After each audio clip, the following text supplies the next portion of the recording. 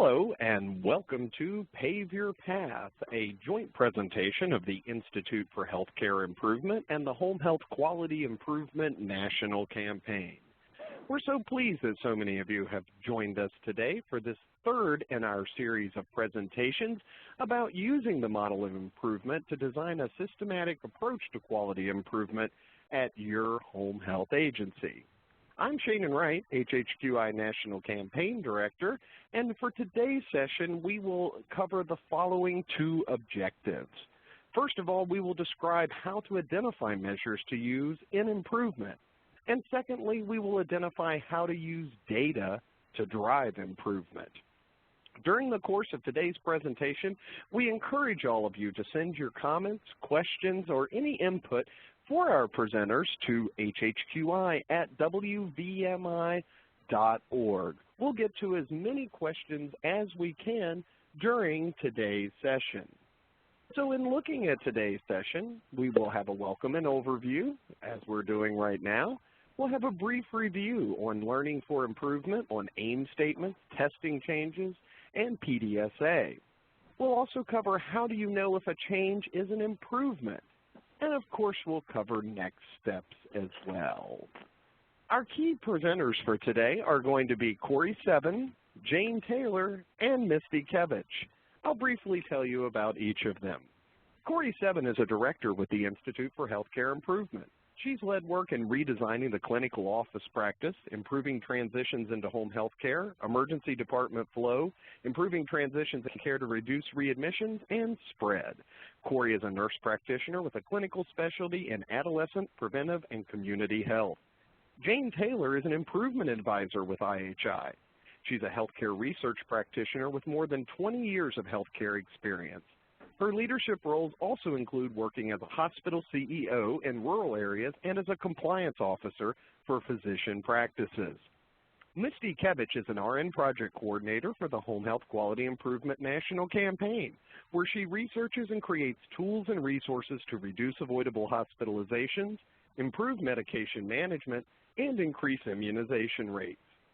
The focus for Misty is on the dual-eligible population and their specific needs, including health literacy, tools, and resources to assist agencies to work with underserved populations. Misty has almost 30 years of home health experience functioning as a staff nurse, management, quality improvement, and in education. She's certified in OASIS-C and as a chronic care professional. Her focus and passion is teaching others to use evidence-based practices and tools in day-to-day operations to improve the quality of care delivered to America's home health patients. With that being said, I'm very pleased to pass today's presentation to our first speaker, Corey Seven. Corey? Thanks, Shannon, and hello to everyone on the call today. I'm really happy to be here with you today. I'm going to provide an overview of what we've been covering so far in the calls, and then we'll dive into measurement. We are using the model for improvement as a way to approach change. We know that most likely all of you or most of you are always trying to think about how to make changes to solve the problems that you have and to deliver better care. And one of the things that we know is that there's a science of improvement, that how you go about it can help you make sure that all the effort you're putting into the work you're doing to change will actually create improvement, that you'll have a better future, better outcomes, and a better way to provide care. And so a lot of that is encompassed in the model for improvement. We want to make sure that all the work you're doing is not just grinding change, but again, actually making for a better future and that you have real improvement. The model for improvement is composed of three basic questions. It's really an interesting model because it's a simple but very powerful model. And so first you identify what are you trying to accomplish, and we covered that in the first call, so if you're interested in that and didn't listen to it, you can go back to that call. But what are you trying to accomplish? The second question is, well, how will we know that a change is an improvement? How will we know that we actually are moving towards improvement and not just churning change? And then the third question is about what to change. You know, what changes can we make that will actually result in an improvement? And This relates to what's known in the literature and from random control trials, but also on-the-ground experience about what kinds of things to change in order to reach the outcomes that you're looking for. And the national campaign is really an incredible resource to home health care because it's giving you the changes, the things that really will make a difference in the care of your patients and in you achieving outcomes in your home health care agency. So it's really fortunate for everyone who's a part of the campaign to have those changes identified.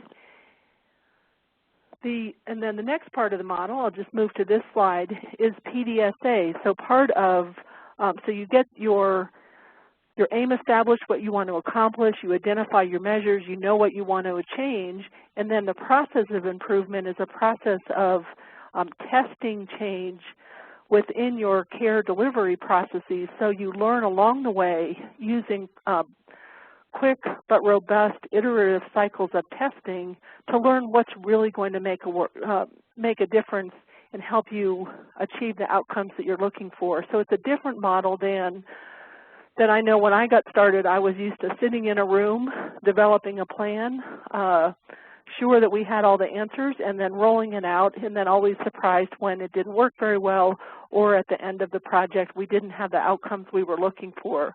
PDSA and using quick iterative cycles to learn how to change and what to change is really a much more robust way to assure that you actually make changes that are going to matter.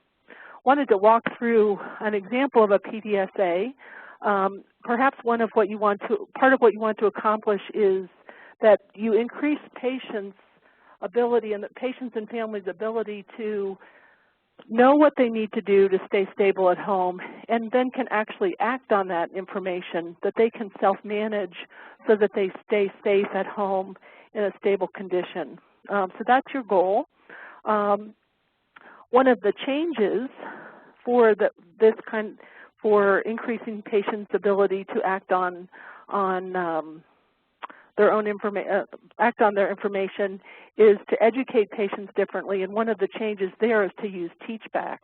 So an example of PDSAs that would lead to knowing how to incorporate and implement teach-back in your home health agency would be perhaps starting with one nurse who knows how to do teach-back and doing teach-back with one of her patients on one day. So she would go to the patient's home, she would use teach-back around perhaps medications that they need to take or the signs and symptoms of destabilization. They might include teach-back on the number of who to call if they experience those symptoms. So she would do that on one day. She would learn a lot of things. Could patients teach back the information in the way that she educated? Perhaps not. That might lead to a different way to educate, perhaps chunking the information, perhaps using simpler language. She might learn that it took a lot of time, and so one of the problems that would need to happen, be worked out, is how to do teach back in a shorter amount of time. She might learn that patients really liked it. So she might learn a lot. So she'd come back to the team. They'd understand what she learned from that. Try another test. Maybe the next day she uses teach back on 3 of her patients. She's learned how to cut down the time. She's learned how to chunk the information into smaller bites. And she's starting to get a higher rate of teach back that patients can actually tell her back in ways that they can act on, that she has a higher rate of teach back, basically. That's the point. And so she does that on 3 patients, very successful. Maybe the next round of testing is all the nurses in the agency try it with 1 patient for a whole week, the 1 patient a day for a whole week. Through that process, they learn how to do teach back. They learn that it's useful. They've collected some data on patients' ability to be able to teach back key information. They've learned how to educate differently. At that point, they can then go to implementing and making it the way that everyone in the agency does education. And at that point, they might do staff education and training and some more robust things. But the point of this is to hear a sequence of small tests of change in which someone learns how to do something. So that's a really brief overview of PDSA. I'm hopeful that in a moment we'll hear about what some of you tried in PDSAs in your own agency after the last call. But first, let's look at this slide. The healthcare systems that you all are working in are very complex. Even if you're a really small agency, the complexity of the people and the care delivery processes and connections to hospitals and primary care physicians and many people are just really complex. And so in order to actually reach the high-level aims that you have for your agency, as an example, decreasing acute care hospitalizations, or you might have a goal to reduce emergency room visits or unnecessary rehospitalizations, you really have to change your systems of care. And so this is a slide that helps bring that home and how you might go about it. In this example, the overall aim is for patients to remain stable and safe at home. Probably the measure for this is going to be improving acute care hospitalization rates.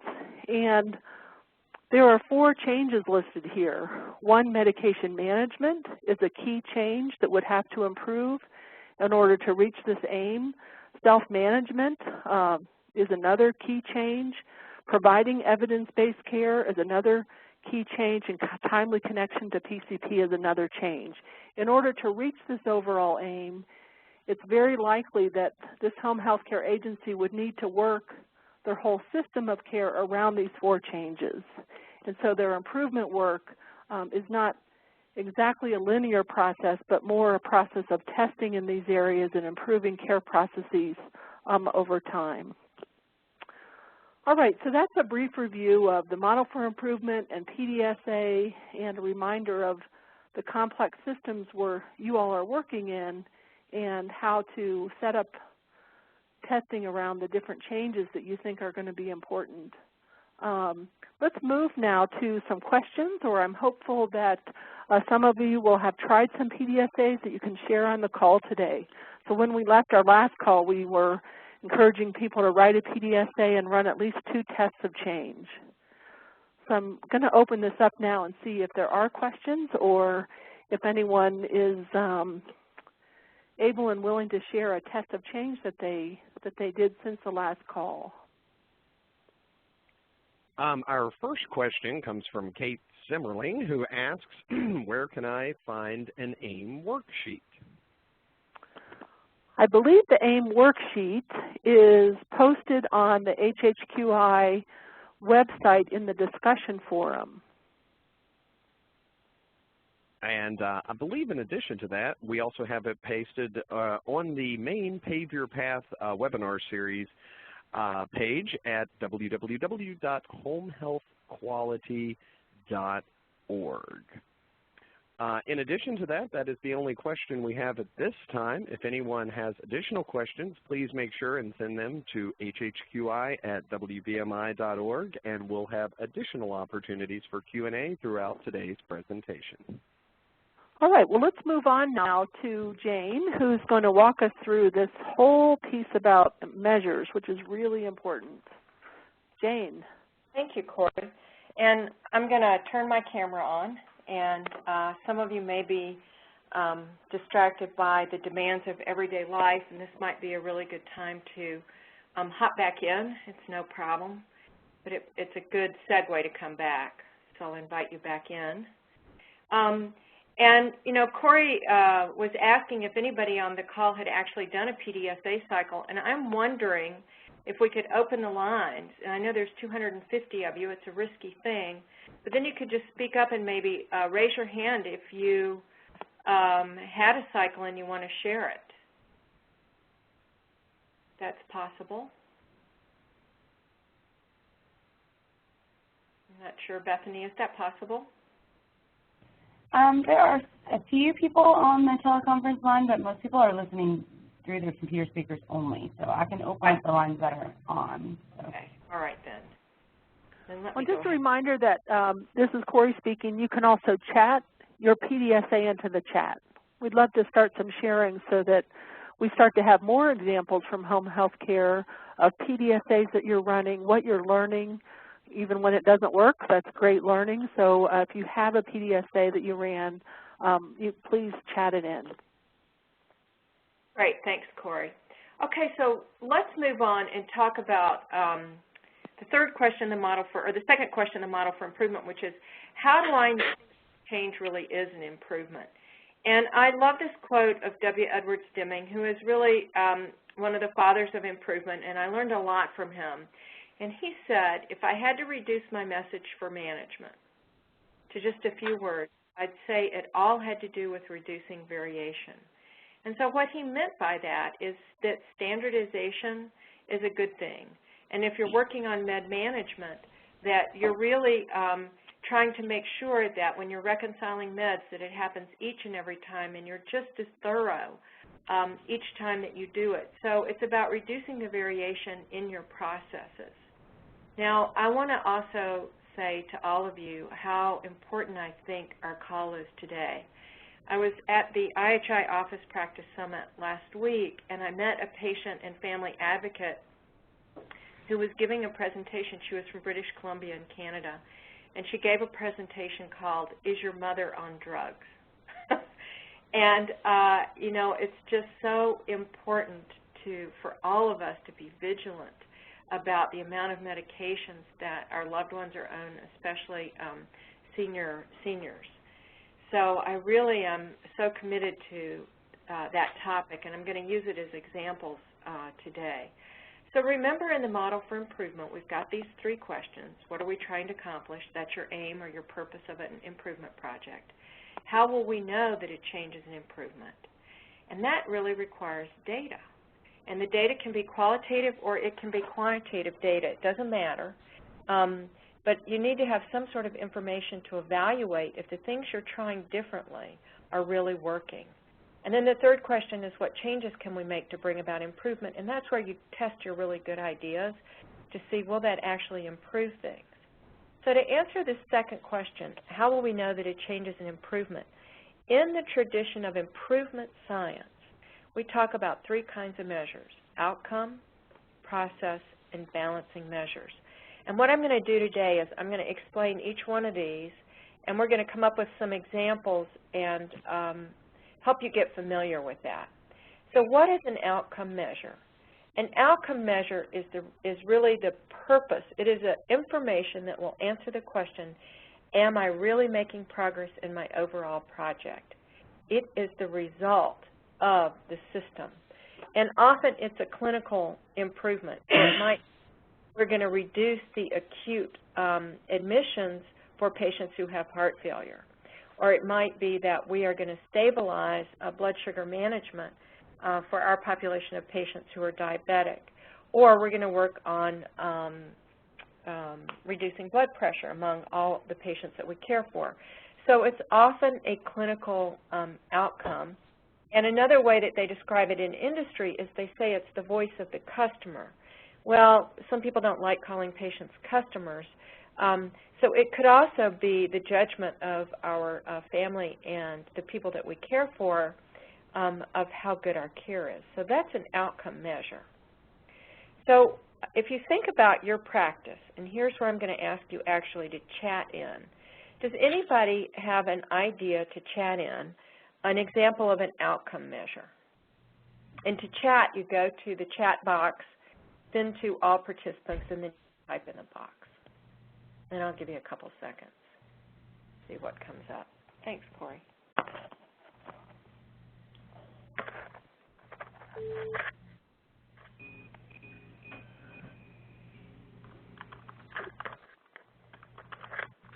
I'll type one in.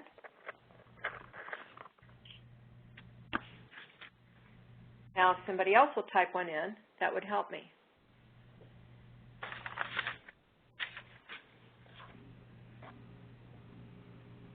And our webinar is a participatory sport, so jump in.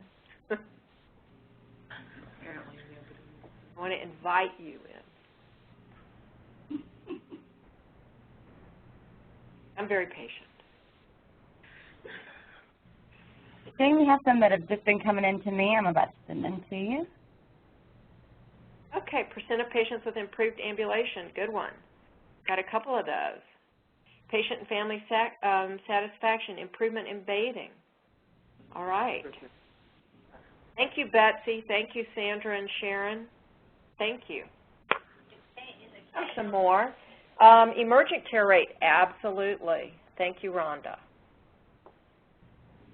Okay, so let's talk about process measures.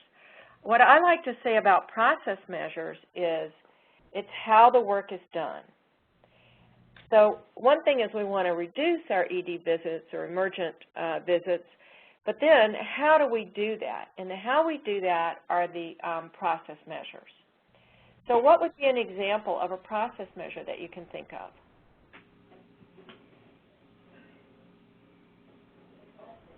Go into the chat and see what you've got here. So actually, Stephanie, improving the management of medications is actually a process measure because it's going to result in less complications or less harm to the patient, which would be the outcome measure. So managing medications is how we would do it.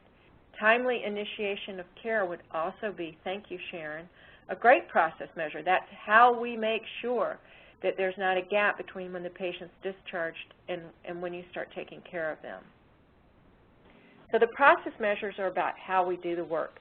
And now there comes a measure called the balancing measure. And sometimes people have problems with this, but I just want to comment that the percent of patients with heart failure with documented weights is another example of a great process measure because it's by monitoring my weight that I can tell if I'm getting in trouble, and it would help me manage my, my diuretics. So balancing measures, the way I like to explain this is, am I robbing Peter to pay Paul? So as I improve one part of the system, I might actually be causing an unintended consequence someplace else. So for example, back in the old days, and I don't know how many of you have been around as long as I have, but when we implemented DRGs in the early 80s in hospitals, everybody worked on shortening the length of stay because instead of getting paid a percentage of our charges, we were paid a flat rate. So it was in the interest of the hospital to hustle patients out. So a great balancing measure for reducing the length of stay would have been the number of readmissions or the percent of readmissions. Or if you transfer patients too soon from the ICU, it might be transfers back to the ICU. So I always ask myself when I'm thinking about balancing measures, I ask this question. If I work on this, is there anybody who's going to kick up a fuss about it? Like, who might complain as I work on this? If I work on early ambulation, will patients complain? If I work on a better documentation, am I going to get, are the nurses going to holler? So I always think about who might suffer in the system if I do this work, and then could I set up a measure? And sometimes I'll think about another area or another component of care or another care professional, and if I think that what I'm doing might impact them, I would ask them, is there anything you're concerned about when I do this? Any but-ifs that you have? And if you have a yeah, but, then is there a way that we can measure it to make sure that I'm not causing some unintended consequence? I'm going to go on to the next slide. So in the model for improvement, remember we start off with the first question. What are we trying to accomplish?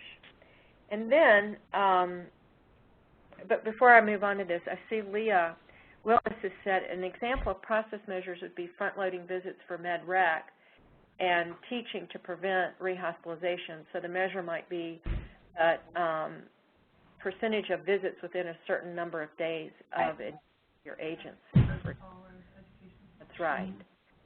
So in the model for improvement, back to that, we've got the aim statement, and here's an example. Our agency's acute care rehospitalization or acute care hospitalization for patients with heart failure will decrease by 40%. So we know what? We're going to reduce our acute care hospitalizations. We know for whom, patients with heart failure, and we know how much, by 40%, and we know by when, over the next 12 months.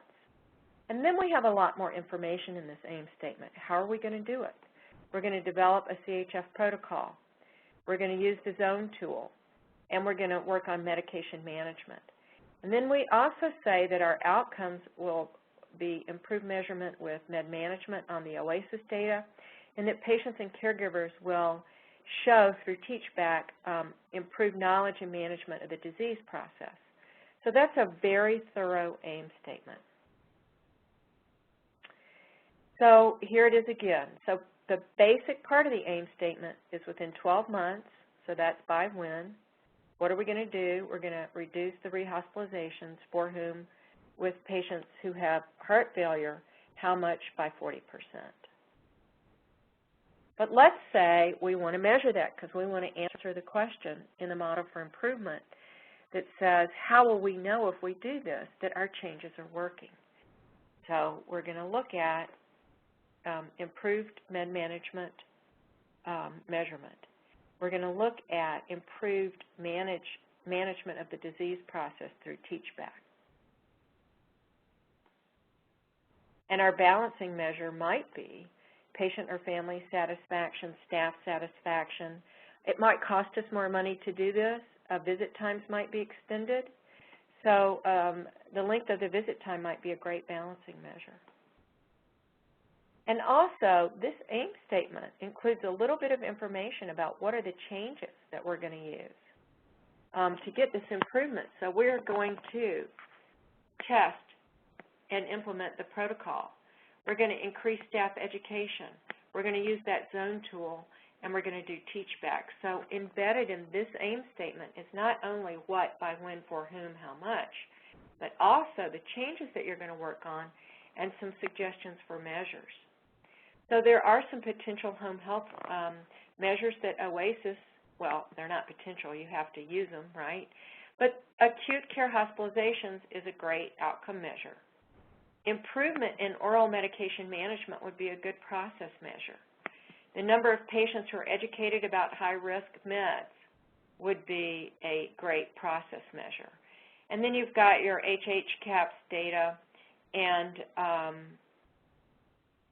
the one I like, I did a medication management collaborative for home health over a period of 2 years, and I really liked the percent of patients with med issues identified where the physician was contacted within a calendar day. So I want to pause here and take some questions. And if you could open the lines, please, that would, I think, facilitate that. And also we'll check in the Q&A.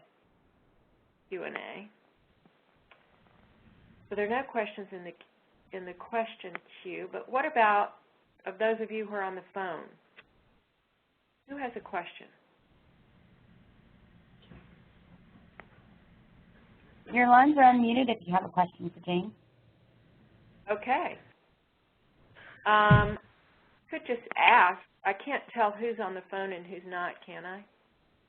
I don't think I can tell that.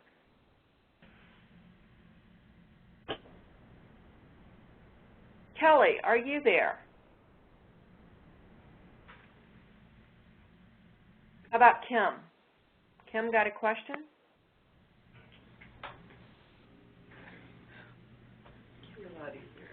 Laura? How about Laura Jesse? I see you're on the phone. Do you have a question for me?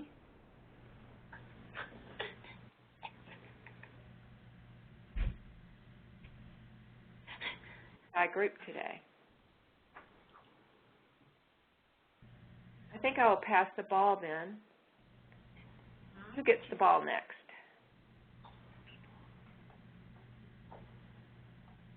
Bethany. Who should I give the ball to? I'm going to send it to her. Okay. So since there aren't any questions, I'm just going to move ahead, and I hope that a lack of questions doesn't mean I'm boring you to death. I trust it doesn't. But I want to talk about the difference between data for improvement. Jane, there are a couple questions. I'm sorry. They've come to me privately. Jetty Edelman asked, please tell me more about the different measures and the difference between the process and outcome measures. So the process measure is how we do the work, and the outcome measure is how it affects the patients we work with. So have less complications, less harm, or less injuries. That would be outcome because it's related to the patients. The process is how I get there. Do you have another? How about balancing measures? She also asked. The balancing measure would be, am I robbing Peter to pay Paul? So if I'm doing more teach back, has it extended the length of my visit to the point where I can't get all my documentation done or my work done? So it's really just to tell me if, so for example, if I'm on a diet, I might be losing weight, but am I losing muscle mass? So if I'm losing muscle mass, I'm actually have an unintended negative consequence, and maybe I'm losing weight too fast, or I'm being careful enough about making sure that I'm losing weight from my fat instead of my muscle mass. Do you have another question? And one more, do you address utilization measures? Well, I'm going to talk about that right now. Utilization measures, if they're volume, can be thought, sometimes volume will be a balancing measure. So if you're looking, for example, at central line bloodstream infections, you might look at the volume of central line, make sure that if you have a decrease in your infections, it's not because you have a lot less central line. So that's sometimes volume is used as utilization, as a balancing measure, but most utilization are for judgment. And they really want to know, are we doing a good job or not? And they're really not for improvement. And so it's a perfect question to segue into this part of the presentation. So we have 3 ways data can be used. And this comes from an article written by Leif Solberg and Gordon Mosser and Sharon McDonald in Minnesota, my home state. And what they said is that when you're working on improvement, you have an aim to improve care. The world of accountability, and a lot of data that we submit to the state and to the feds is accountability data. That data is really to compare ourselves with others and to reassure ourselves that we're doing well. Now, when you do clinical research, your aim, of course, is new knowledge. So there's 3 separate aims depending on, and you use data based on what your aim is. So if my aim is to bring about improvement, then how I do that, I'm going to use PDSA cycles, and my tests are observable. I want to do an intervention and see if it makes a difference. Now, in accountability world, or when I'm submitting data for accountability or for judgment, there's no tests. I'm just sending the data in. And in clinical research, we want to eliminate bias, so our tests are usually double-blinded, and we can't really see the effect of our test until the end of the study. Now, if we're in the improvement world, we can live with a bias if it's consistent, because I know that each and every one of your agencies are different, and I can live with that as long as you're not changing how you define the data you're collecting.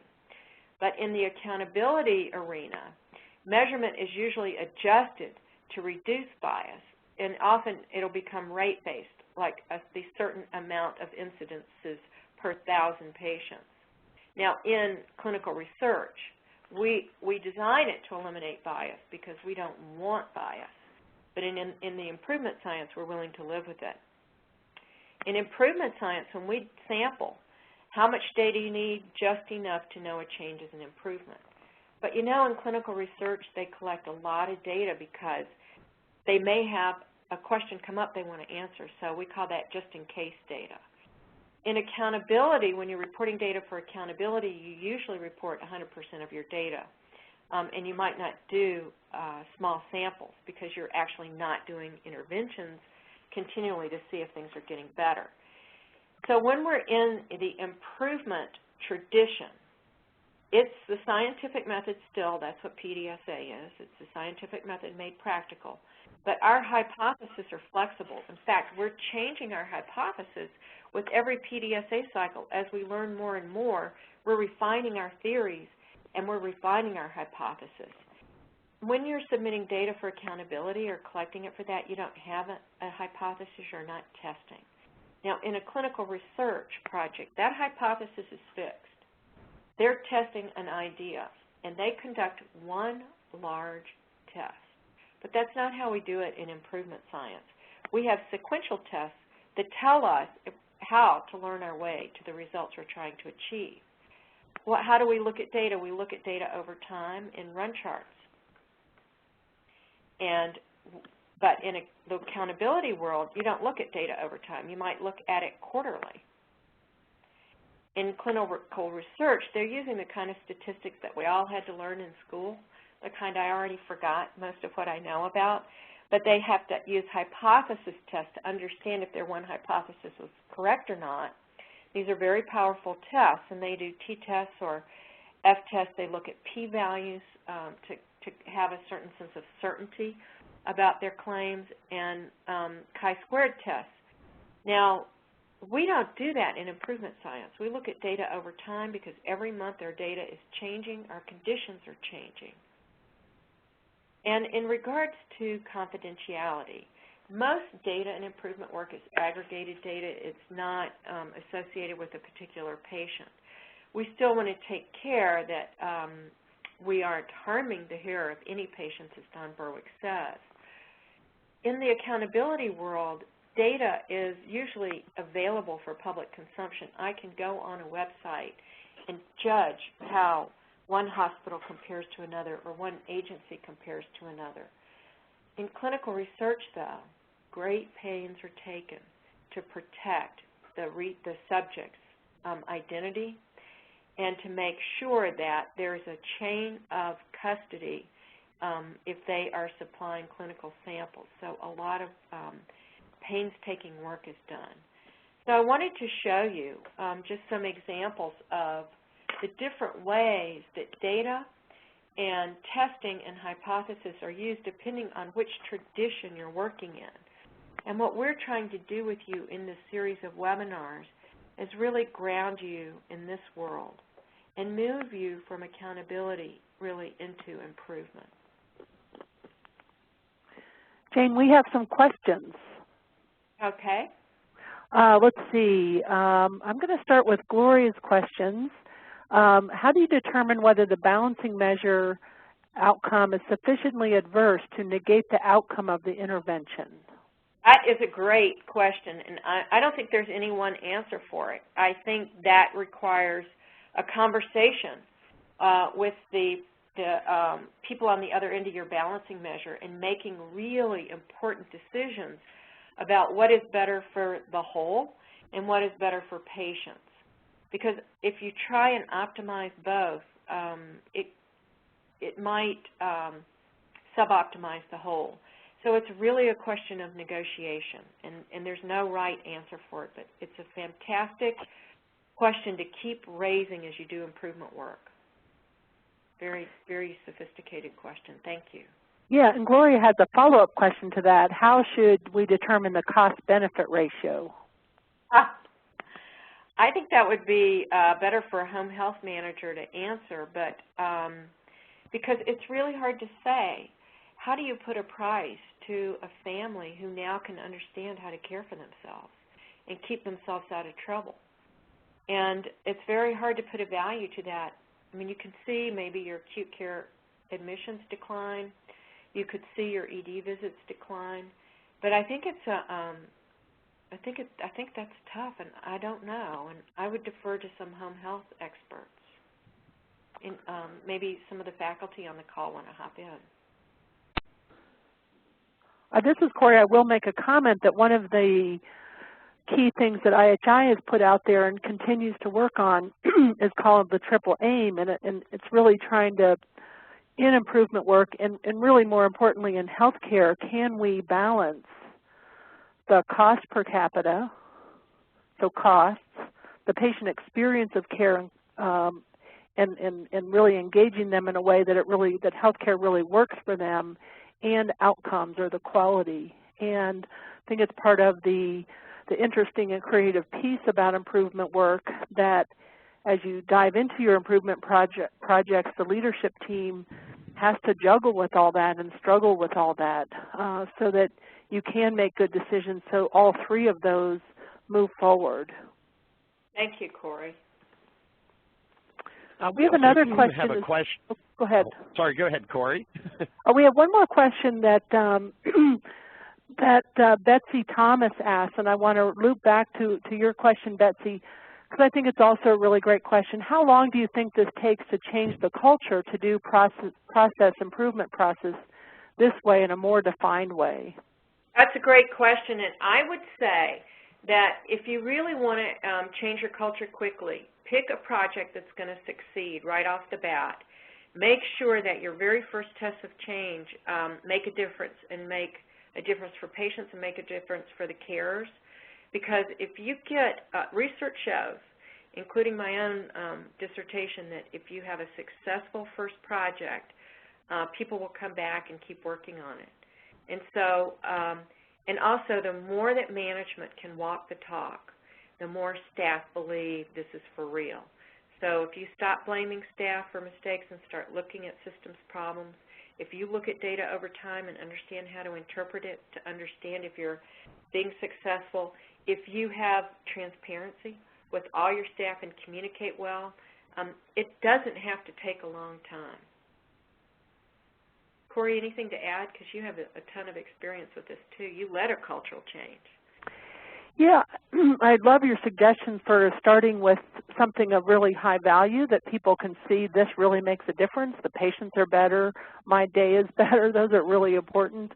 I think it's incredibly important for leaders, as Jane says, to walk the talk and make sure that they know that they mean it, and to be persistent, because in some ways the testing is a little bit part of the easy and fun process. You get to learn how to change, what to change, and what makes a difference. But then the need for long-term sustainability is the leadership task to kind of hold the change in place, support people over time so that they can make whatever adjustments they need to, and as you bring new people in, that they're trained on the new way that you're doing business. So I think some culture change can happen relatively quickly, 3 to 6 months, but those longer system changes really need that leadership persistence. Thanks, Corey. Do we have other questions? Go ahead, Shane. Yes, we had 2 questions that have come in through hhqi@wvmi.org. I wanted to make sure we had time for those. First one comes from Charles, who asks, what is a Shewhart chart? It's a control chart, and it is data over time that uses the data actually to set limits. Some people say 3 sigma, but it's an estimation of 3 sigma. And it will help identify patterns in the data that will tell you if the changes that you're making are bringing about improvement or not. And they will help you understand if you have an outlier. It'll expose an outlier so that if the outlier is in the direction of goodness, you can go after it and learn and see what happened. Or if it's in the direction of not so goodness, you investigate and to eliminate what caused it. And our second one from hhqi@wvmi.org is from Darla, and this rewinds a little bit to our conversation about aim statements. And Darla asks, how many process and outcome measures do you recommend for each aim statement? It looks like these could grow and grow. Okay, so they should not grow and grow, so thank you for the question. Any improvement project, we call it a family of measures. And you really want to limit, because you don't want the project to be about data collection. You want it to be about PDSA cycles and making improvement. Data just tells you, are you improving? So we like to say in improvement science that 2 outcome measures, 4 process measures, and 1 balancing measure. So you have 7 or 8 measures, but not more, or you will kill yourself, choke yourself with data. And then the data should be actionable. So if I'm working on processes and I'm looking at the percentage of patients who can teach back, then it should be information I can act on. Like, it raises a question, how could I get more patients who could teach back? Do I need to make my teaching more simple? So the data should be actionable, or else collecting it is just good for somebody else but not for your project. And we also had a comment from hhqi@wvmi.org that said, I don't necessarily have a question, but just wanted to chime in and say that I think that the Home Health Quality Improvement HHQI data reports can be very helpful for this from one of our participants. We also have a question via chat from Ursula. Corey, do you want to cover that one for Jane?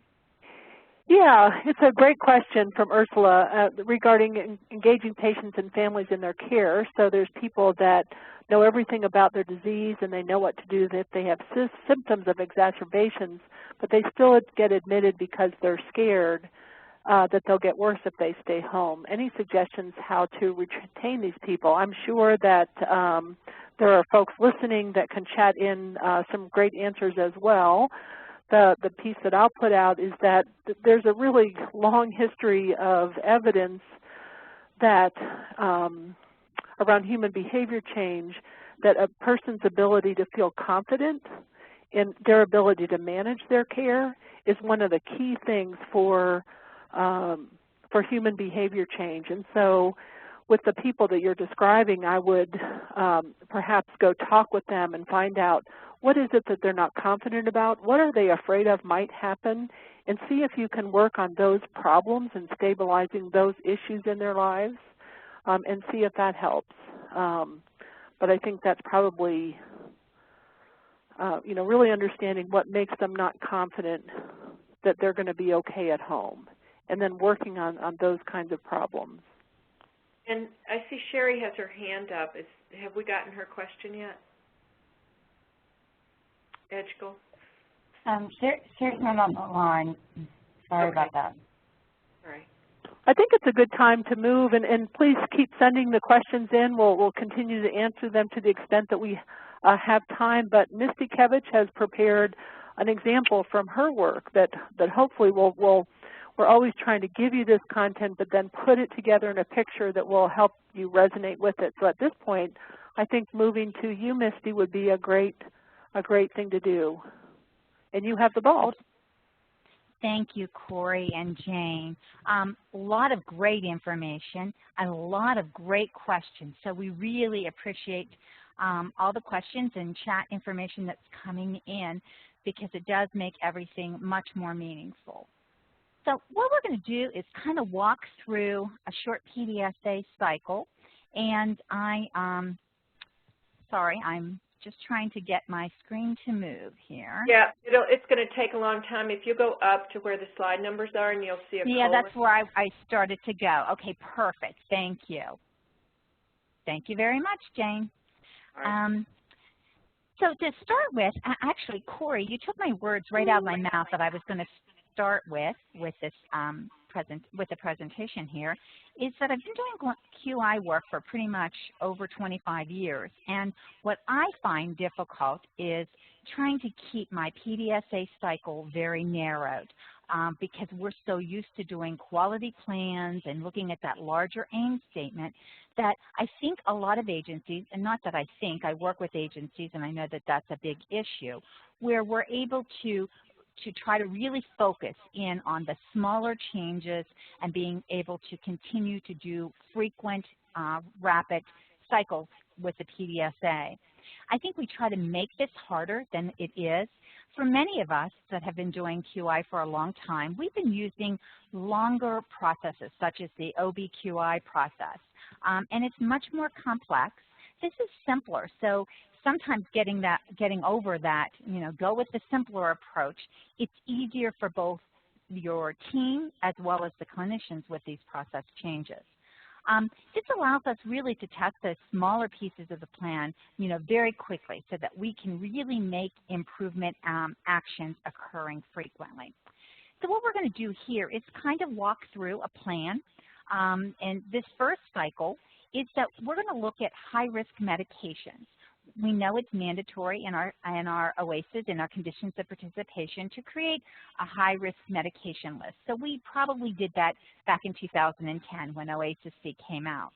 But there's a lot of great literature out there. We may now think it's time to revise our medication list. We might have started very small and now are ready to add more because we have really brought all the clinicians on to doing high-risk medication education.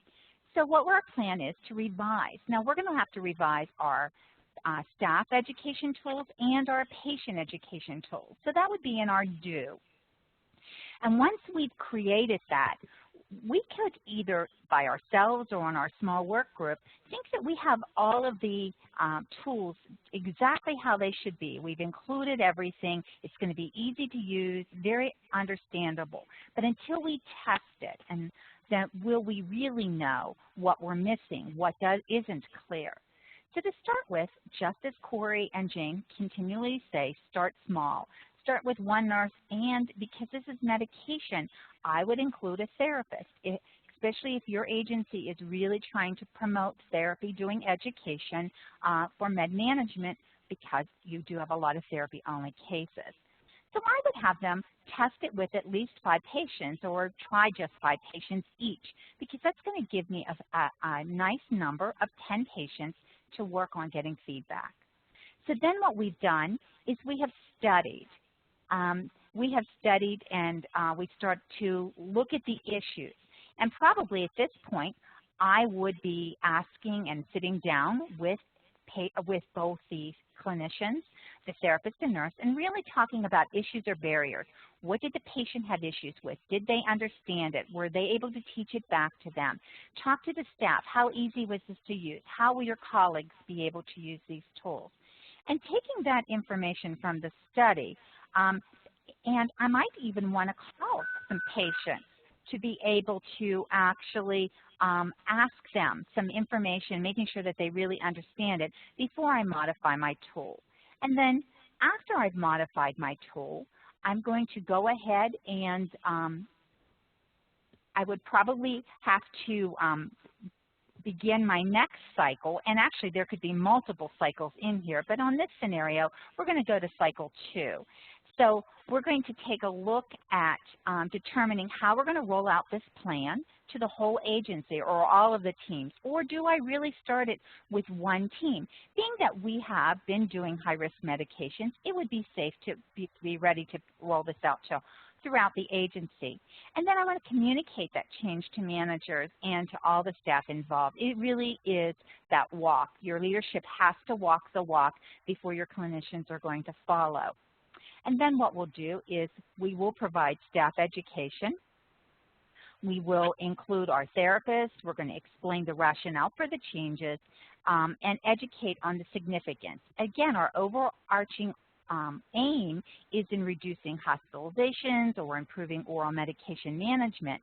But what does the high-risk medications mean for the patients, and why is it so important?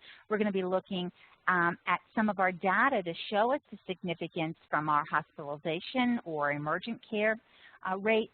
But also, we're also going to be looking at our HCAP scores or HHCAP scores to look at that patient's perspective.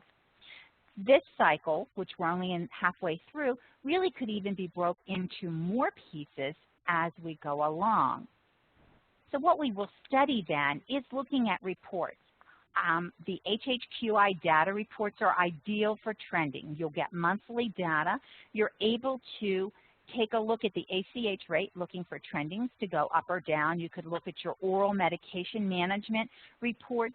And one of the reports within that report that you receive from the campaign is M2010. It's the oral medication improvement rate percentage by high-risk drug education. So what I'd be able to really find here is to look at, are the patients that are identified at high-risk drug education from the transfer discharge OASIS, are they improving in their oral medication rates? Because then we're going to have an improvement in decreasing hospitalizations and improving med management. So I would be able to quickly be able to look at this on a monthly basis to look for some changes. I can't just rely on that data, so I would be making some random patient calls to make sure that they're understanding the tool and that it's being used and checking that process.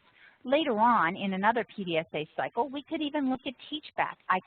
We could be calling and doing some patient calls to determine how were you taught? Did the nurse have you teach them back, or did the therapist have you teach them back? So you can break this down even further in future PDSAs.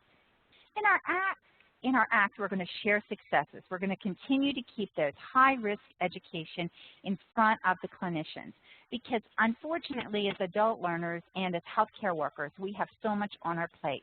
So it's a constant battle to continue to sustain the work that you have. So the smaller cycles allow for that sustainment because it's going to continually be building upon previous work that you have done. And obviously, we're going to continue to find areas for more improvement within that aim statement that we would be working towards. One thing that I would definitely be using is for some of my action items is from the Focus Medication Management Best Practice Package that was just posted this month, the beginning of the month, because it really has the key essentials that you should be doing in a med management program, focusing in on 3 areas specifically. We have found through all the literature and all the research on quality improvement and what Corey and Jane continually bring us is it really does come back to the basic evidence-based practices and being consistent, but we must measure to make sure that we are doing the right direction. We could be going off the beaten path before we know it. So we must make sure what we're doing is being very effective and trial it small to get started. So that's kind of a scenario of taking that high-risk medication that is something that's essential, that can make a difference in hospitalization rates, and how we could work through a couple PDSA cycles. And with that, I'll turn it back to Jane and Corey. Thanks, Misty. Before we run out of time, I'd like to just quickly go over our recommended homework. And so, Misty, if you can just move the next slide. And then in the meantime, put your questions in for Misty. All right.